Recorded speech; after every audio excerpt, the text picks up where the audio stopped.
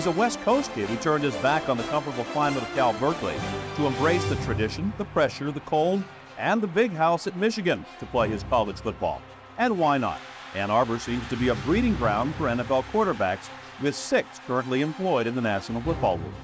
Well, I think it's just being in the situation where you're playing with great players and having great coaches and playing in a very pressurized environment. So I think when you're used to that and you're playing in big games in front of big crowds, it's real easy. Or I wouldn't say real easy, but easier than maybe a lot of schools, a lot of smaller schools that step into a professional atmosphere like this one. But even with that Michigan quarterback background and the football IQ higher than most, Tom Brady had some hard NFL lessons to learn this year. Yeah, I'd say off the field, I didn't understand how much time was actually spent studying the game and preparing for the game and preparing for every possible situation, situations that the defense may have not even presented before in any of their previous 5 games that we're preparing for because they might do it in the game. So that would probably be an example of on the field. On the field, I would say learning how to account for everybody on the defense and knowing exactly where your middle linebacker is and your strong side linebacker and your weak side linebacker and how they can break down your pass protections.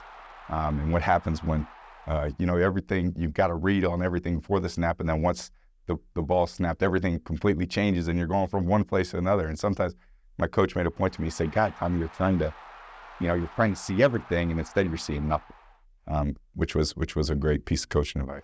Brady said one of the more difficult lessons he's learned is the quality of his practice performance from week to week has very little to do with where he ends up on the depth chart every Sunday. And when Sunday does roll around, Tom Brady imagines himself playing that game, taking every snap. I'm really trying to stay out there and take a lot of the mental reps, and I see what Drew does out there, and I know the play, and I'm looking at the defense.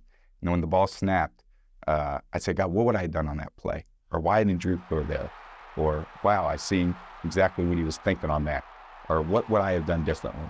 And I think if you apply that throughout the game, let's say you're the backup at the time and you're putting in the fourth quarter, that first snap in the fourth quarter can be the first snap you've taken all day mentally, or you're going to be so far behind you'll never catch up. I mean, it's going to be 4 hours after the game before you realize what was actually going on. So much has been made about the quarterback controversy, Drew being number one. Where does Bishop fit in? Where do you fit in? Where does Freeze fit in? As a guy who was directly in the center of the storm, what's your perspective on all of this? I think that perspective, I've gained a lot of experience from where I was at Michigan in the sense that my coach only gave me an opportunity to compete every day. And that's the only thing I ever asked for. And that's the only thing that I think's ever been fair. And when you lift yourself in that situation, say, God, I'm out there every day with the New England Patriots fighting to compete for a position. The only thing that I can control is myself. And I can only control my performance. And all that other stuff takes care of itself. If coach says, Tom, you're going to be our fourth quarterback this week, then I say, you know what, I gave it all I could. And there's nothing more I could have done than to put myself in that position where maybe I thought I should have been higher. And obviously, if you're not a competitor, you don't care where you're at. But if you are a competitor, you do very much care where you're at. But at the same time, you realize that those decisions, I'm not the one making them, and my coach is the one making them, and our head coach is making them, our offense coordinator is making them. And I think it just took a lot of maturity in an early stage of my football career for me to realize that now. Playing backup and holding a clipboard isn't how this California kid imagined his rookie year would turn out. It remains a dream come true. I tell you, I wouldn't rather be doing anything in the world. And I tell that to myself every day. I say, where would you rather be? And the answer is always the same. I'd rather just be right here, just doing exactly what I'm doing.